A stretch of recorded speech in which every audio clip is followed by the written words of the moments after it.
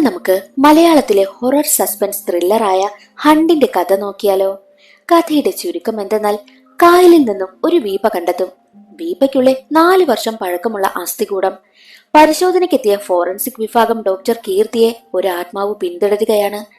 അതിനു പിന്നിൽ എന്താകും കാരണം, ആ ഒരു അസ്ഥികൂടം ആരുടേതാകും എന്നൊക്കെ അറിയാൻ എങ്കിൽ നമുക്ക് സിനിമയുടെ കഥയിലേക്ക് കടക്കാം.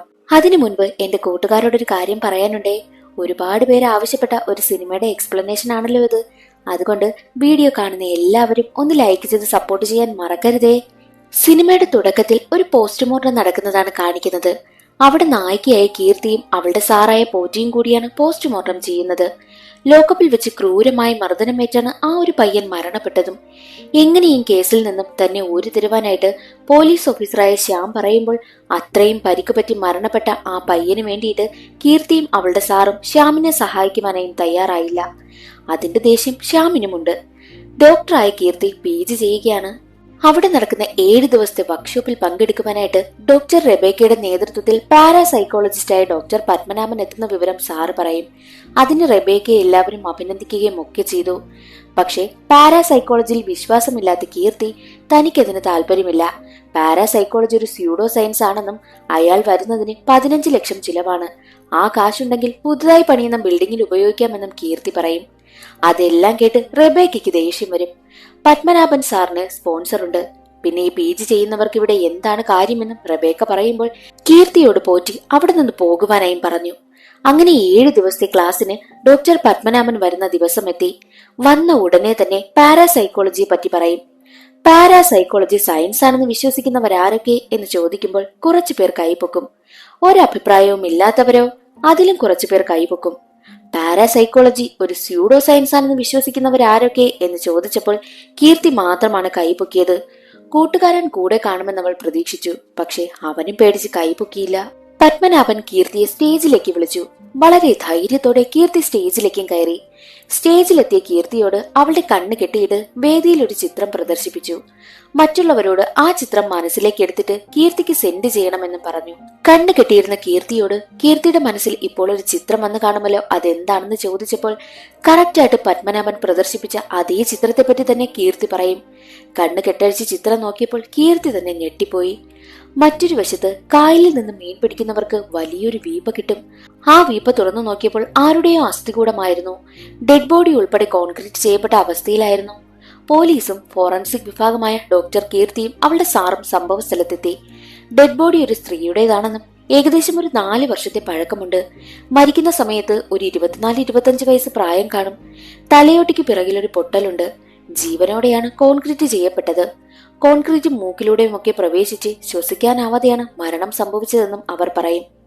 മാത്രവുമല്ല 2 ഫിംഗർ പ്രിന്റ്സ് ഉണ്ട്. ഒന്ന് മെയിലിന്റെയും രണ്ടാമത്തെ ഫീമെയിലിന്റെയും.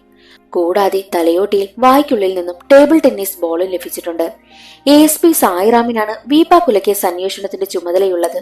ഇലക്ഷന് മുൻപ് ആരെങ്കിലും പിടിച്ചകത്തിടുവാനായിട്ട് മന്ത്രി സായിറാമിനോട് പറഞ്ഞു. വർക്ക്ഷോപ്പിന്റെ അവസാന ദിവസം പത്മനാഭൻ എല്ലാവരെയും കൂട്ടിക്കൊണ്ടു പോയത് എല്ലാവരും നെഗറ്റീവ് എനർജി ഉണ്ട് എന്ന് പറയപ്പെടുന്ന ക്യാമ്പസിലെ പഴയ മോർച്ചറിയിലേക്കാണ്. EMF മീറ്ററുമായി ഉള്ളിലേക്ക് കടക്കാനിരുന്ന പത്മനാഭനോട് വിശ്വാസമില്ലാത്ത മട്ടിൽ കീർത്തി സംസാരിക്കും. നമ്മുടെ മനസ്സുമായി കണക്ട് ചെയ്യാൻ കഴിയുന്ന ആത്മാവിനെ മാത്രമേ നമുക്ക് കാണാനാകൂ എന്ന് പത്മനാഭൻ പറയും. അപ്പോഴും വിശ്വാസമാകാത്ത കീർത്തി താൻ പോകാമെന്ന് പറഞ്ഞ് EMF മീറ്റർ വാങ്ങി അകത്തേക്ക് പ്രവേശിച്ചു. ക്യാമ്പസിലുള്ളവരെല്ലാം പേടിക്കുന്ന മോർച്ചറിയിലേക്കാണ് അവൾ ഒറ്റയ്ക്ക് കയറിപ്പോയിരിക്കുന്നത്. ആദ്യമൊന്നും അവൾക്ക് തോന്നിയതേയില്ല. എന്നാൽ പെട്ടെന്ന് അവൾക്ക് മുന്നിലേക്ക് ടേബിൾ ടെന്നീസ് ബോൾ വരികയും അവളുടെ അടുത്തേക്ക് ആരോ വരുന്നത് പോലെയും പിന്നെ മുൻപ് നടന്ന എന്തൊക്കെയോ സംഭവങ്ങൾ അവളുടെ കണ്ണിൽ കാണുകയും ചെയ്യുന്നു. ഏകദേശം ഒരു ഹാലൂസിനേഷൻ പോലെ. പെട്ടെന്ന് തന്നെ EMF മീറ്ററിൽ വെട്ടം കത്തി. കീർത്തിക്കടുത്തേക്ക് എന്തോ നെഗറ്റീവ് എനർജി വരികയാണെന്ന് അവൾക്ക് മനസ്സിലായി. അവൾക്കടുത്തേക്ക് എന്തോ വരികയും അവളുടെ ബോധം പോവുകയും ചെയ്തു. കീർത്തിയുടെ നിലവിളി കേട്ടാണ് ബാക്കിയുള്ളവരൊക്കെ അകത്തേക്ക് കയറിയതും. എന്നാൽ അപ്പോഴേക്കും പുഞ്ചിരിച്ചുകൊണ്ട് നിൽക്കുകയാണ് പത്മനാഭൻ. കീർത്തി താൻ കണ്ട കാര്യങ്ങളെല്ലാം കൂട്ടുകാരനായ അരവിന്ദിനോട് പറയുമ്പോൾ അവൻ വിശ്വസിക്കില്ല. മിന്നലുണ്ടായാലും ഈ EMF മീറ്ററിൽ റീഡിംഗ് ഉണ്ടാകും എന്നവൻ പറയും. മറ്റൊരു വശത്ത് സായിറാമും കൂട്ടരും കേസ് അന്വേഷിക്കുകയാണ്. പെൺവാണിഭ സംഘവുമായി ഈ കൊലപാതകത്തിന് പങ്കുണ്ടോ എന്ന് അന്വേഷിക്കുവാനായിട്ടും അവർ തീരുമാനിച്ചു. ഒടുവിൽ അവർ എത്തിയത് ആ വീപ്പ വിൽപ്പന ചെയ്ത കോൺട്രാക്ടർ ജയനടുത്തേക്കാണ്. ഈ ജയന് ചെറിയ ബിസിനസ് ഉണ്ട്. പെൺകുട്ടികളെയൊക്കെ ആവശ്യക്കാർക്ക് മുന്നിലെത്തിക്കുക. ആ ഒരു വീപ്പയിൽ നിന്നും കിട്ടിയ സ്റ്റിക്കർ കാട്ടിയിട്ട് ഇത് ഇവിടത്തെയല്ലേ എന്ന് ചോദിച്ചപ്പോൾ അതെ, പക്ഷേ ഒരുപാട് പേർ ഇവിടെ വന്ന് വീപ്പ കൊണ്ടുപോകുന്നതല്ലേ, എനിക്കറിയില്ല ഇതാരാണ് കൊണ്ടുപോയതെന്നും. പിന്നെ പോലീസ് ചോദിക്കുന്നതിന് മുൻപ് തന്നെ എനിക്ക് ഈ പെൺവാണിഭ സംഘവുമായി യാതൊരു പങ്കുമില്ല എന്ന് ജയൻ ഇടയ്ക്ക് കയറി പറയും. പോലീസിന് ജയനെ ചെറിയൊരു സംശയമായി. നിനക്ക് 3-4 ദിവസം സമയം തരാം, നിനക്ക് എന്തെങ്കിലും പറയാനുണ്ടെങ്കിൽ, ആരുടെയെങ്കിലും പേര് പറയാനുണ്ടെങ്കിൽ പറയാമെന്ന് പറഞ്ഞിട്ടാണ് സായിറാമും കൂട്ടരും അവിടെ നിന്ന് പോകുന്നതും. അങ്ങനെ ഇരിക്കെ കീർത്തി നാട്ടിലേക്ക് പോയി. കീർത്തിയുടെ സഹോദരന്റെ ആണ്ടുബലിയായിരുന്നു. എന്തൊക്കെയോ ആലോചിച്ച് കിടക്കുന്ന കീർത്തിക്കടുത്തേക്ക് അവളുടെ മുത്തശ്ശി വരും.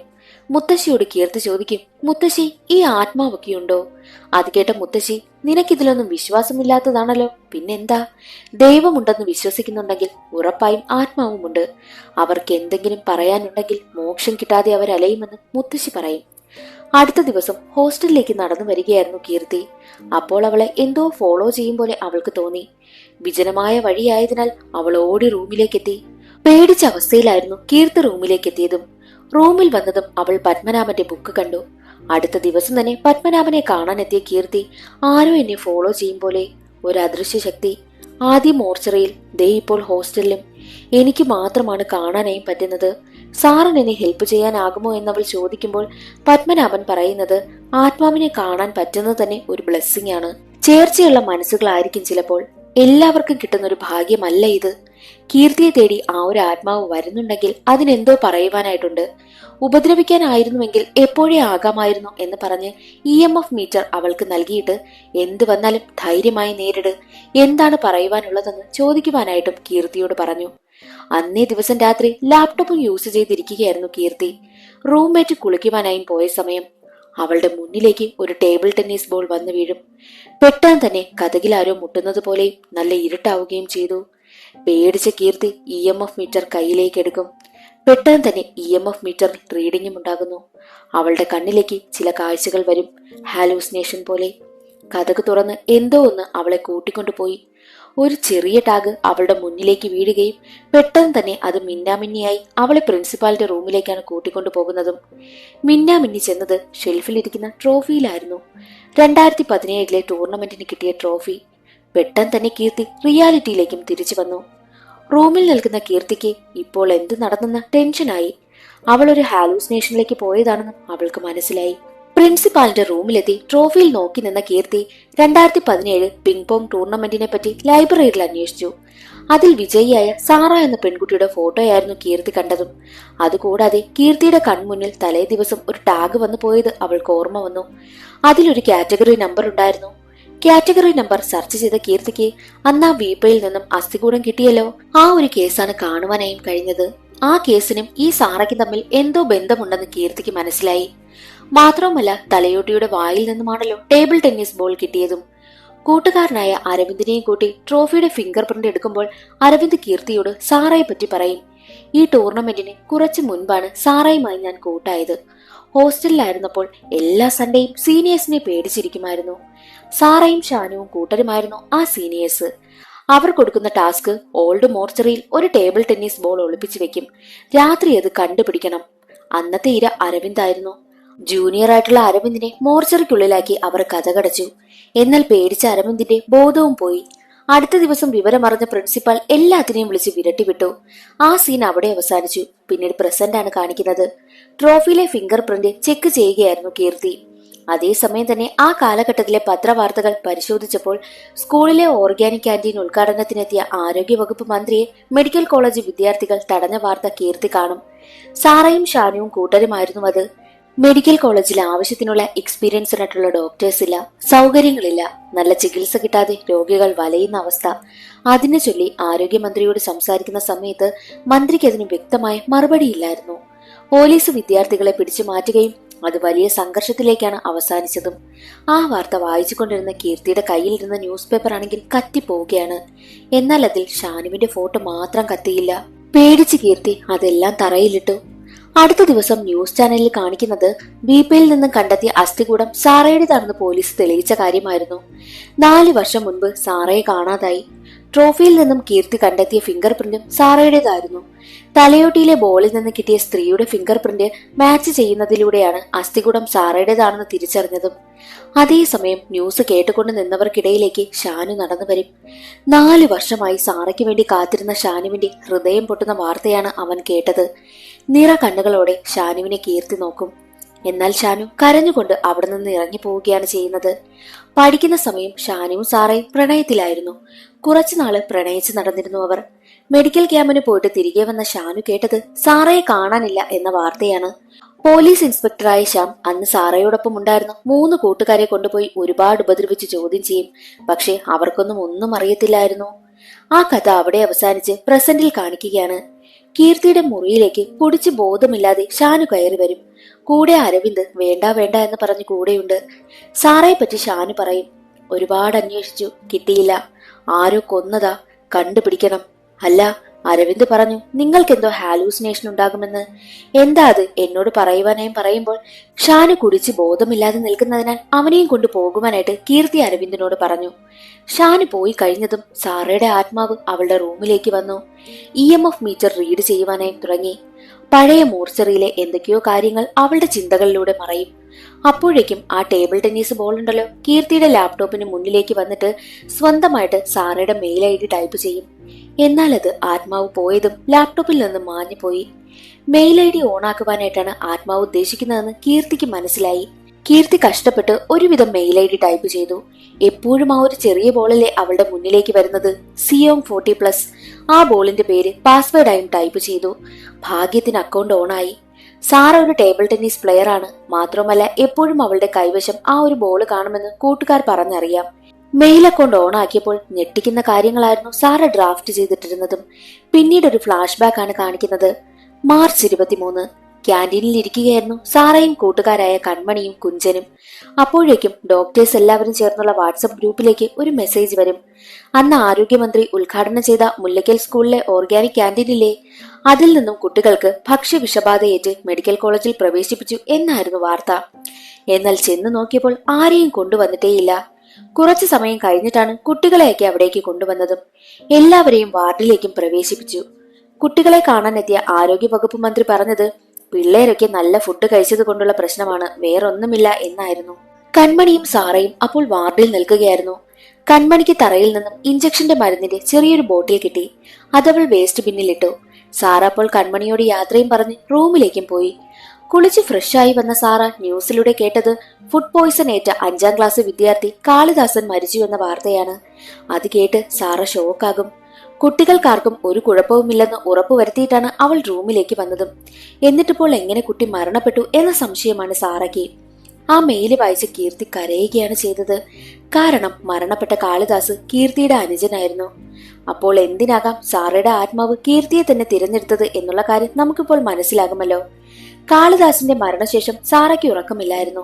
അവൾ ഓരോ കാര്യങ്ങൾ ഓർക്കുമ്പോൾ കൺമണിക്ക് വാർഡിൽ നിന്നും അന്ന് കിട്ടിയ ഇഞ്ചക്ഷന്റെ മരുന്ന് ഓർമ്മ വന്നു. അത് വേസ്റ്റ് ബിന്നിൽ നിന്നും കണ്ടെത്തിയ സാറ ഞെട്ടിപ്പോയി. കൂടാതെ കാളിദാസിന്റെ ബ്ലഡ് സാമ്പിൾ പരിശോധിച്ചതിൽ നിന്നും ആ ഒരു മരുന്നിന്റെ സാന്നിധ്യവും കണ്ടെത്തി. തന്റെ കണ്ടെത്തലുമായി സാറ നേരെ ചെന്നത് സീനിയർ ഡോക്ടറായ റെബേക്കയുടെ അടുത്തേക്കായിരുന്നു. കിട്ടിയ ഇഞ്ചക്ഷന്റെ മരുന്ന് റെബേക്കയുടെ മുന്നിൽ വെച്ചിട്ട് ഇത്രയും ഡേഞ്ചറായ അനസ്തെറ്റിക് ഡ്രഗ് അവിടെ എങ്ങനെ വന്നു? ഇതിന്റെ അംശം മരിച്ച കുട്ടിയുടെ ബ്ലഡിൽ നിന്ന് കണ്ടെത്തി. അങ്ങനൊരു കുട്ടിക്ക് ഈ ഒരു മരുന്നിന്റെ ആവശ്യമേ ഇല്ലായിരുന്നു. സാധാരണ ആർക്കും ആക്സസ് ചെയ്യാനാകാത്ത മരുന്നാണിതല്ലോ. കൂടാതെ അന്ന് എല്ലാവരുടെയും വാട്സപ്പ് ഗ്രൂപ്പിലും കുട്ടികളെ പ്രവേശിപ്പിച്ചു എന്നുള്ള മെസ്സേജ് വന്നിരുന്നു. അപ്പോഴിതിനെല്ലാം പിന്നിൽ മെഡിക്കൽ ഫീൽഡിലുള്ള ഒരാളുണ്ട്. മാത്രവുമല്ല അന്ന് ഫുഡ് പോയ്സൺ ഉണ്ടായി കുട്ടികളെ ഹോസ്പിറ്റലിൽ എത്തിക്കുന്നതിന് മുൻപ് തന്നെ എല്ലാ ഡോക്ടേഴ്സിന്റെയും വാട്സപ്പ് ഗ്രൂപ്പിൽ മെസ്സേജ് വന്നിരുന്നു കുട്ടികളെ ഹോസ്പിറ്റലിലേക്ക് പ്രവേശിപ്പിച്ചുവെന്ന്. അതെങ്ങനെ മെസ്സേജ് അയച്ച ആൾക്കറിയാം. അപ്പോൾ ഇതിനെല്ലാം പിന്നിൽ എന്തായാലും ഒരു ഡോക്ടറിന്റെ സാന്നിധ്യമുണ്ട്. നമ്മുടെ കൂട്ടത്തിലുള്ള ഒരാൾ, മെഡിക്കൽ ഫീൽഡിലുള്ള ഒരാൾ ഇതിന് പിന്നിലുണ്ട്. അയാളെ കണ്ടെത്തണം, നിയമത്തിന് മുന്നിൽ കൊണ്ടുവരണമെന്നും റെബേക്കയോട് സാറ പറയും. സാറയോട് റെബേക്ക പറഞ്ഞത്, നമുക്ക് എല്ലാ കാര്യവും പോറ്റി സാറിനെ അറിയിച്ചതിന് ശേഷം മാത്രം ചെയ്യാം. ഞാൻ പറഞ്ഞിട്ട് മാത്രം നീ ബാക്കി കാര്യങ്ങൾ ചെയ്താൽ മതി. എല്ലാം നിന്റെ കയ്യിൽ സേഫ് ആയിട്ട് ഇരിക്കട്ടെ എന്ന് പറഞ്ഞിട്ടാണ് റെബേക്ക സാറയെ പറഞ്ഞു വിട്ടതും. സാറ തന്റെ കണ്ടെത്തലുകളെല്ലാം മെയിലിൽ റെക്കോർഡ് ചെയ്ത് ഡ്രാഫ്റ്റ് ചെയ്തിട്ടു. ആ കാര്യങ്ങളെല്ലാം കീർത്തി അരവിന്ദിനോടും ഷാനുവിനോടും പറഞ്ഞു. ചിലപ്പോൾ ഡോക്ടർ റെബേക്കയുടെ കൺഫർമേഷന് വേണ്ടിയിട്ടാകാം അവൾ വെയിറ്റ് ചെയ്തിട്ടുണ്ടാവുക. അതുകൊണ്ടാകാം എല്ലാം ഡ്രാഫ്റ്റ് ചെയ്ത് വെച്ചിട്ടുണ്ടാവുകയെന്നും കീർത്തി പറയും. അപ്പോൾ എന്തുകൊണ്ട് അനസ്തറ്റിക് ഡ്രഗിന്റെ കാര്യം പോസ്റ്റ്മോർട്ടം റിപ്പോർട്ടിൽ ഇല്ല എന്ന് ഷാനി ചോദിച്ചപ്പോൾ സസ്പീഷ്യസ് ആയിട്ടുള്ളതേ ഞങ്ങൾ ചെക്ക് ചെയ്യൂ എന്നവൾ മറുപടിയും പറഞ്ഞു. അപ്പോൾ ഷാനി പറയുന്നത് പ്രിൻസിപ്പാൾ ആയിട്ടുള്ള പോറ്റി സാറ് അത് കണ്ടില്ല, പിന്നെ റെബേക്ക സാറ പറഞ്ഞതൊന്നും കേട്ടില്ല എന്ന് പറയുമ്പോൾ ഷാനുവിന്റെ സംശയം പോറ്റിയെയും റെബേക്കയുമായിരുന്നു. പക്ഷേ പോറ്റിയെ സംശയിക്കാൻ കീർത്തിക്കായില്ല. ഷാനുവിന്റെ അന്വേഷണം ആ വഴിയിലൂടെയായിരുന്നു.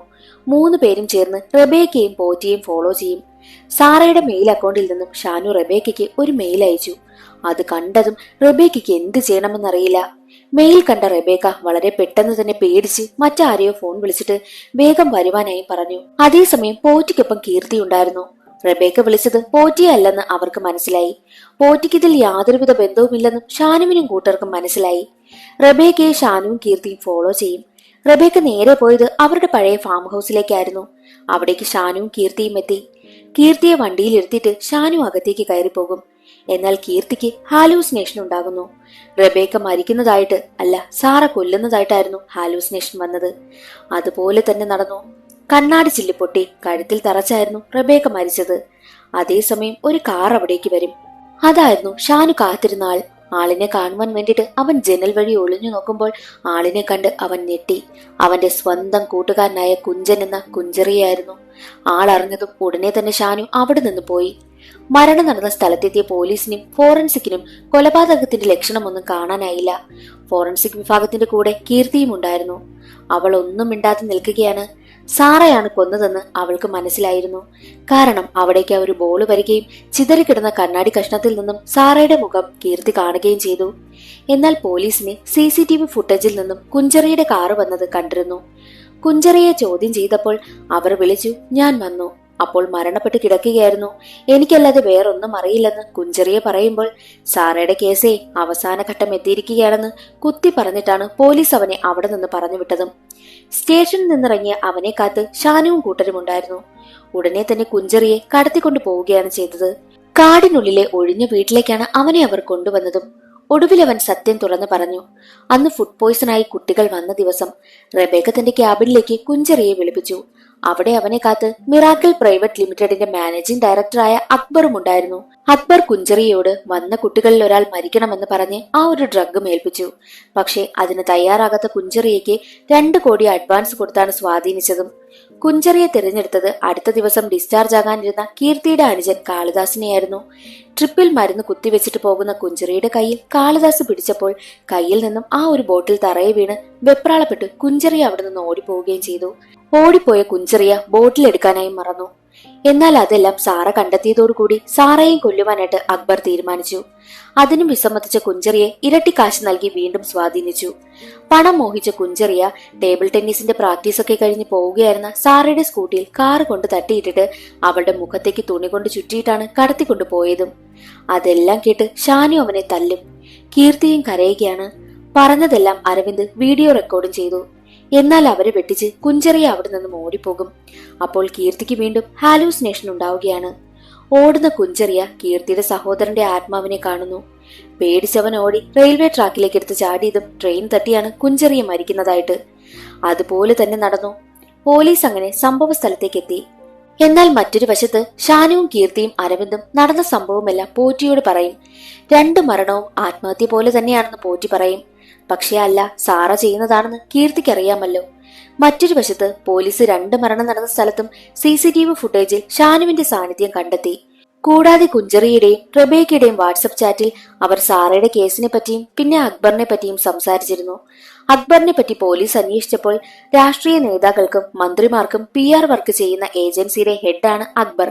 കൂടാതെ അന്നത്തെ ആരോഗ്യവകുപ്പ് മന്ത്രി തോമസ് ലൂക്കയുടെ ഓപ്പോസിറ്റ് പാർട്ടിയുടെ PR വർക്കറായിരുന്നു ഈ അക്ബർ. ഇലക്ഷന് 3 ദിവസം മുൻപാണ് തോമസ് ഉദ്ഘാടനം ചെയ്ത ഓർഗാനിക് ക്യാന്റീനിൽ ഫുഡ് പോയ്സൺ ഉണ്ടായതെന്നും കുട്ടി മരിച്ചതെന്നും പോലീസ് കണ്ടെത്തും. അതിൽ നിന്നും ഒരു കാര്യം മനസ്സിലാക്കാം. തോമസിനെ തോൽപ്പിക്കാൻ വേണ്ടിയിട്ടാണ് അക്ബർ ഫുഡ് പോയ്സൺ ഉണ്ടാക്കി കാളിദാസിനെ കൊന്നുകളഞ്ഞതും. ആ കണ്ടെത്തലെല്ലാം പോലീസ് ഇൻസ്പെക്ടറായ സത്യൻ ഹെഡിനോട് പറഞ്ഞു. പക്ഷേ അവർക്കെതിരെ യാതൊരുവിധ തെളിവുമില്ല. അതേസമയം അക്ബറിനെതിരെ കുഞ്ചറിയെ പറഞ്ഞ ആ ഒരു വീഡിയോ കീർത്തി FBയിൽ പോസ്റ്റ് ചെയ്തത് ന്യൂസിലാകെ വൈറലായി. പോലീസും അത് കണ്ടു. ഷാനുവിനെ പൊക്കുവാനായിട്ട് പോലീസ് തീരുമാനിച്ചു. കാരണം എന്തെന്നാൽ റെബേക്കയും പിന്നെ കുഞ്ചറിയും മരിച്ചതിന് പിന്നിൽ ഷാനുവാണെന്നാണ് അവരുടെ സംശയം. എന്നാൽ ഷാനുവിനെ പൊക്കാൻ തീരുമാനിച്ച അതേ സമയം തന്നെ ഷാനുവും അരവിന്ദ് ചേർന്ന് അക്ബറിനെ പൊക്കി. പഴയ മോർച്ചറിയിലേക്കാണ് കൊണ്ടുവന്നതും. അവനെ കെട്ടിയിട്ട് വായിൽ ബോളും തിരുക്കിയിട്ട് ആ ഒരു ഡ്രഗ് ഇഞ്ചക്ട് ചെയ്യുവാനായിട്ടും ഒരുങ്ങും. മറ്റൊരു വശത്ത് പോലീസ് അക്ബറിനെയും ഷാനുവിനെയും കണ്ടെത്തുവാനായി ശ്രമിക്കുകയാണ്. ഷാനുവിന്റെ ലൊക്കേഷൻ കണ്ടെത്തുവാനാകുന്നില്ല. അക്ബറിന്റെ ഫോൺ ട്രേസ് ചെയ്തെത്തിയത് അവന്റെ കാർ പാർക്ക് ചെയ്ത സ്ഥലത്തേക്കായിരുന്നു. അവിടെ നിന്നും അക്ബറിന്റെ ഫോൺ തറയിൽ കിടന്നാണ് അവർക്ക് കിട്ടിയതും. ഫോൺ കൊണ്ടുവന്ന സത്യൻ ഡേറ്റ എല്ലാം റിക്കവർ ചെയ്ത് നോക്കുന്ന സമയത്ത് ഒരു കാര്യം കണ്ട് ഞെട്ടിപ്പോകും. അതിൽ നിന്നും ഒരു സത്യം അവർ കണ്ടെത്തും. ഇനി നമ്മൾ ഷാനുവിന്റെ നമ്പർ ട്രേസ് ചെയ്യണ്ട, ദേ ഈ ആളിന്റെ നമ്പർ ട്രേസ് ചെയ്താൽ മതിയെന്ന് സത്യൻ പറഞ്ഞ് ഒരു നമ്പർ ഏൽപ്പിക്കും. അക്ബറിനെ പൂട്ടിയിട്ടിരിക്കുന്നതാണ് പിന്നീട് കാണിക്കുന്നത്. ആ സ്ഥലത്തേക്ക് കീർത്തിയെ ആരോ കൊണ്ടുവരും. എന്നിട്ട് അവളെ അവർക്ക് മുന്നിലേക്ക് എടുത്തെറിയുകയാണ്. അതാണ് യഥാർത്ഥ വില്ലൻ. അത് മറ്റാരുമല്ല, പോലീസ് ഓഫീസറായ സായിറാമായിരുന്നു. സായിയാണ് യഥാർത്ഥ പ്രതിയെന്ന് സത്യൻ കണ്ടെത്തി കഴിഞ്ഞു. സായിറാം നടത്തുന്ന PR ഏജൻസിയായിരുന്നു മിറാക്കിൾ. അവരുടെ വർഷങ്ങളായിട്ടുള്ള ക്ലയന്റാണ് ആഭ്യന്തരമന്ത്രി ശശീന്ദ്രൻ. ശശീന്ദ്രന് വേണ്ടിയിട്ടാണ് സായി ഇത്രയും ചെയ്തു കൂട്ടിയതും. കുഞ്ചറിയെ കൊണ്ടുവന്ന സാറയെ വായിൽ ബോൾ തിരുക്കി ജീവനോടെ വീപ്പയിലിട്ട് കോൺക്രീറ്റ് ഒഴിച്ച് അക്ബറും സായിയും കായലിലേക്ക് എറിഞ്ഞു. സായിയിൽ നിന്നും അത്രയും കാര്യങ്ങൾ കേട്ട് ഷാനുവിനും അരവിന്ദിനും ദേഷ്യം വന്നു. അവിടെ വെച്ച് തന്നെ ഒരു ഫൈറ്റ് നടക്കും. എന്നാൽ ഷാനുവിനെ സായി കൊല്ലുമെന്നായപ്പോൾ സാറയുടെ ആത്മാവ് അവിടേക്ക് വരികയാണ്. അവളെ കണ്ട് സായിയും അക്ബറും പേടിച്ചു. അങ്ങനെ സാറ സായിയെ കൊന്നു. അക്ബറിനെ കൊന്നില്ല. പേടിച്ചവന്റെ സമനില തെറ്റി. അടുത്ത ദിവസം ഹോസ്പിറ്റലിൽ നിന്നും പുറത്തേക്ക് ഇറങ്ങുകയാണ് ഷാനുവും അരവിന്ദും കീർത്തിയും ഒക്കെ. പുറത്തു നിൽക്കുകയായിരുന്ന സത്യൻ അവരെ നോക്കി പുഞ്ചിരിച്ചു. കാര്യം പോലീസിന് അവർക്കെതിരായി തെളിവുകളൊന്നുമില്ല. അവർ നീതിക്ക് വേണ്ടിയാണ് ഇത്രയും പോരാടിയത്. അങ്ങനെ ഷാനു രണ്ടുപേരോടും യാത്ര പറഞ്ഞ് അവിടെ നിന്ന് പോവുകയാണ്. അപ്പോൾ കീർത്തിക്ക് ഹാലൂസിനേഷൻ ഉണ്ടാകും. മാനസിക നില തെറ്റി സെല്ലിൽ കിടക്കുന്ന അക്ബറിനടുത്തേക്ക് ആ ഒരു ബോൾ ചെല്ലുകയാണ്. അവനെയും സാറയുടെ ആത്മാവ് കൊല്ലുമെന്ന് കാണിച്ചുകൊണ്ട് സിനിമ അവസാനിക്കുകയാണ്. ഇന്നത്തെ വീഡിയോ എല്ലാവർക്കും ഇഷ്ടപ്പെട്ട് കാണുമെന്ന് പ്രതീക്ഷിക്കുന്നു. വീഡിയോ ഇഷ്ടപ്പെട്ടാൽ ലൈക്ക് ചെയ്യാനും ചാനൽ ഇഷ്ടപ്പെട്ടാൽ സബ്സ്ക്രൈബ് ചെയ്യാനും മറക്കരുതേ. അടുത്തൊരു സിനിമയുടെ കഥയിൽ കാണാം. അതുവരെ എല്ലാവർക്കും ബൈ.